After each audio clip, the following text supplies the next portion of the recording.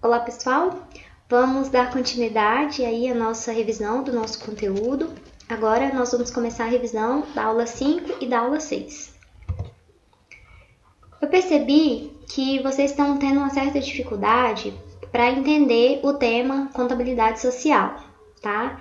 Eu sei que em alguns momentos a gente separa, depois a gente junta, então eu queria criar uma linha de raciocínio com vocês para que vocês possam ter uma compreensão, tá, do que realmente significa essa contabilidade social, porque parece algo complexo, mas é algo simples.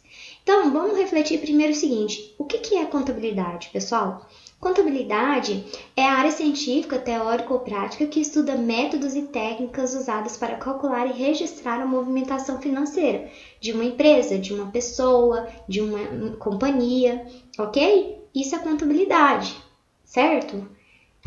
Aí, pessoal, quando a gente parte para contabilidade social ou contabilidade nacional, é um pouquinho diferente. Por quê? A gente vai usar a contabilidade como um instrumento para mensurar a totalidade das atividades econômicas de um país em um determinado período. E essa análise ela é feita por alguns indicadores que nós chamamos de agregados econômicos. Nós falamos que os principais são produto, renda e despesas.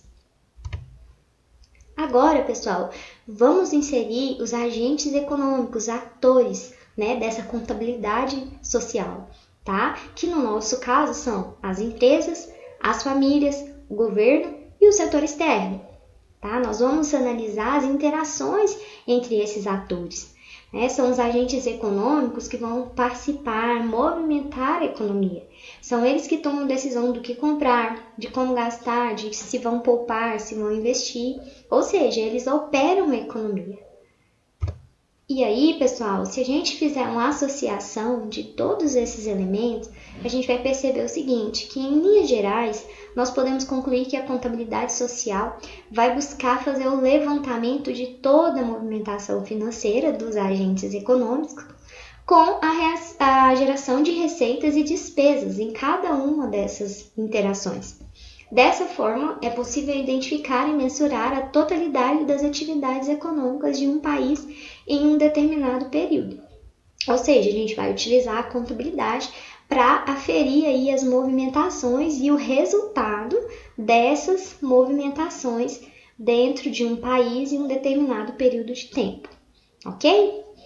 E aí, pessoal, o que a gente faz, A gente pega essas interações e divide elas para que a gente possa compreender como que realmente elas acontecem, A gente faz a divisão de economia a 2 setores, economia a 3 setores e economia a 4 setores. Por quê? Porque se a gente for analisar eles todos juntos, isso vai ficar muito confuso, vai ser muito complexo, são muitas interações. Então, a gente divide só mesmo para a gente compreender melhor. Então, vamos lá. Quando a gente fala dessa contabilidade social, a gente entra no fluxo circular de renda, que é a formação e distribuição de produto e renda gerados pela atividade econômica. Isso nós chamamos de fluxo de renda e é representado por essa imagem, onde a gente tem as interações entre dois agentes econômicos, as empresas e as famílias. Lembra que nós falamos que as famílias, elas possuem fatores de produção? Elas oferecem esses fatores de produção pela empresa que compram esses fatores de produção. Em troca, paga as famílias salários, aluguéis, juros, lucros, ok? E esses fatores de produção são utilizados para produzir bens e serviços, que depois também são disponibilizados para as famílias, que vão consumir, que vão ter uma despesa de consumo e também depois vai gerar uma receita para essas empresas. Então, aqui é uma representação gráfica, tá, de como que funciona essa interação. Aqui a gente só tem dois agentes econômicos, as famílias e as empresas. Então, vamos lá. Vamos começar a entender essas interações por partes. Então, a economia a 2 setores. Quem participa? 2 agentes econômicos, famílias e empresas. Nessa análise aqui, as famílias apenas consomem e as empresas apenas produzem. tá? É uma condição de sobrevivência, um estado estacionário, não há evolução. Então, a gente chama, né, essa interação de economia a dois setores sem formação de capital. Ou seja, é apenas a produção e consumo, como se ficasse só nisso. E aí, pessoal, como que a gente percebe a formação de receitas e despesas, né? A gente tem a formação de receita a partir de dois indicadores. Primeiro é o produto nacional, que é o valor de todos os bens e serviços finais produzidos em um determinado período de tempo, né? Que esse é o produto que é produzido pelas empresas, tá? Tudo que é produzido pelas empresas. E a gente sabe que as famílias consomem, então existe uma receita que está vinculada com esse consumo. Nós sabemos também que existe uma receita para as famílias, tá? A partir do quê? Da venda dos fatores de produção para as empresas. Nós chamamos de renda nacional, que é a soma dos rendimentos pagos às famílias, que são os proprietários dos fatores de produção. Quais fatores? Terra, trabalho, capital, tecnologia, capacidade empreendedora. Então, a renda nacional é a soma de todos esses fatores de produção em um determinado período de tempo. E aí, pessoal, qual despesa que a gente tem aqui nessa interação? A gente tem a despesa nacional, que basicamente é o consumo, que é o valor das despesas dos vários agentes na compra de bens e serviços finais, tá? Ok, vamos passar agora para a análise de economia a dois setores, né, entre os mesmos agentes econômicos, famílias e empresas, só que aqui tem uma diferença, tem formação de capital, ou seja, as famílias elas vão poupar, certo? E as empresas elas vão investir. Tá? Aqui existe projeção de futuro, né? O fluxo de renda pode ampliar ou diminuir, mas ele nunca fica estacionado. Então, vamos entender essas interações. A gente tem a formação de capital, ou seja, através da poupança. As famílias, elas poupam, né? E o que é a poupança? É aquela parte de renda que não é gasta pelas famílias. Aqui, nós temos também que as empresas, elas investem, tá? E esse valor investido pelas empresas para a produção de bens e serviços pode ser classificado em dois tipos. O primeiro é investimento na própria produção dos bens de consumo, tá? Que são os produtos e serviços. E também as empresas investem na questão dos bens de investimento, que são aqueles que aumentam a riqueza e geram mais capacidade produtiva para a empresa, que são as máquinas, equipamentos, a terra, tá certo? Então, existe a formação de capital nesse aspecto, tá? As empresas adquirem esses bens, isso passa a fazer parte do capital que ela tem, ok? E aí, pessoal, ao mesmo tempo que ela investe, ela tem também um gasto, que é a depreciação, que é o desgaste do capital físico, que é dividido em parcelas, e ele é chamado também de investimento de reposição. Agora, nós vamos fazer a análise da economia a três setores, incluindo o agente econômico governo, ok? Lembrando que aqui, nesse aspecto, nós vamos analisar nas três esferas, estados, União, estados e municípios, tá? Outra informação é que aqui a gente não vai contabilizar as operações financeiras do Banco Central, ok? E, em resumo, a gente vai descobrir como que o governo recebe e como que ele gasta dinheiro. Tá? Aí ele tem receitas, né? O governo recebe dinheiro a partir de três formas. A arrecadação de impostos, né? Que a gente tem aí, todo mundo paga, ICMS, IPI, Imposto de Renda, IPTU. Nós temos a arrecadação a partir de contribuições, né? Nós citamos a questão da Previdência Social, que é um recurso que nós pagamos para o governo. E isso também entra como receita. E nós também temos a formação de receita para o governo a parte da cobrança de taxas, né? Pedágios, multas, taxas para emissão de documentos, enfim. É dessa forma que o governo tem receita. Agora, como que o governo gasta?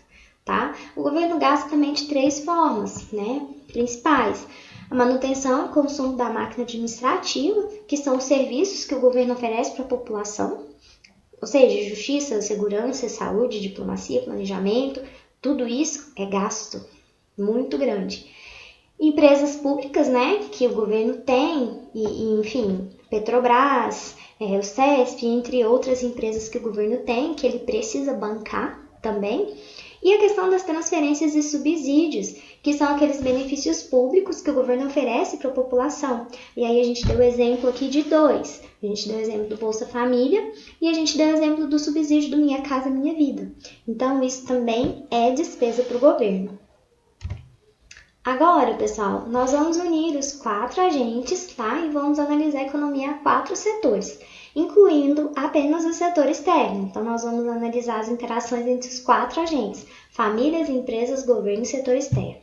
Aqui, pessoal, a gente tem que analisar a economia aberta para o mundo, tá? Então, a gente vai ter interação com outros países. E aí, devido a essa interação, a gente vai ter as nossas exportações, que são as compras, né, que os estrangeiros fazem dos nossos bens e serviços, que são gastos do setor externo com as nossas empresas.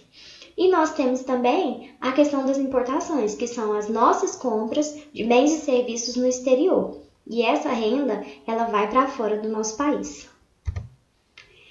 E aí, pessoal, nesse aspecto, né, na economia a 4 setores, nós temos receitas da seguinte forma. Nós temos o PIB, que é o Produto Interno Bruto, que é o somatório de tudo aquilo que é produzido, né, pelo país, pela riqueza que é gerada.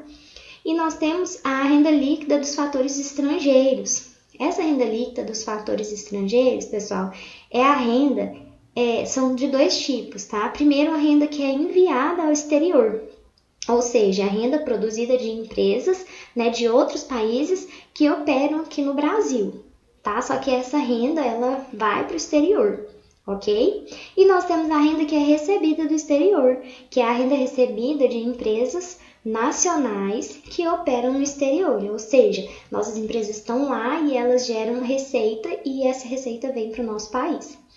E aí, pessoal, nós temos também aqui como um resultado dessa interação o PNB, que é o Produto Nacional Bruto. Aqui, pessoal, é a renda que realmente pertence ao nosso mercado, porque aqui vocês viram que tem a renda que ela é enviada do exterior, então isso tem que ser tirado aí dessa conta, tá? E no final das contas a gente vai ter mesmo o Produto Nacional Bruto, que é a renda que realmente nos pertence.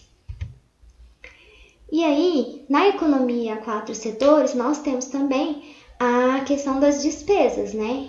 A despesa nacional, que nós chamamos, que é o valor das despesas dos vários agentes econômicos na compra de bens e serviços finais, ou seja, a soma do consumo das famílias com bens de consumo, as despesas com investimentos nas empresas, os gastos que o governo tem e os gastos do setor externo com o produto nacional.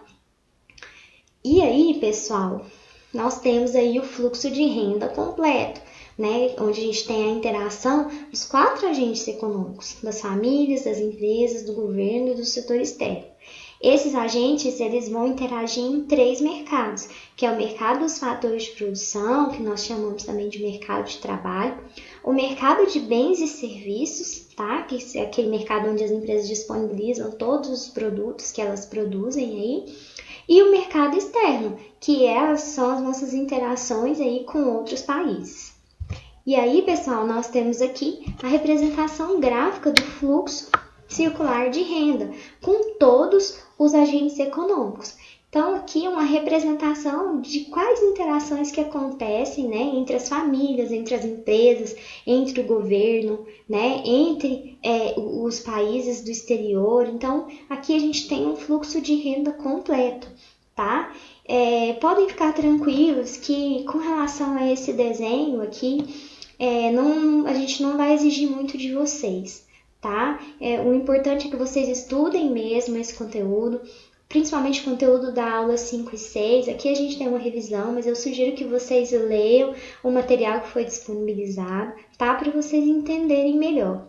Eu espero que eu tenha ajudado vocês, eu desejo a vocês uma ótima semana de estudos, tá? E uma boa prova a todos. Boa noite, pessoal!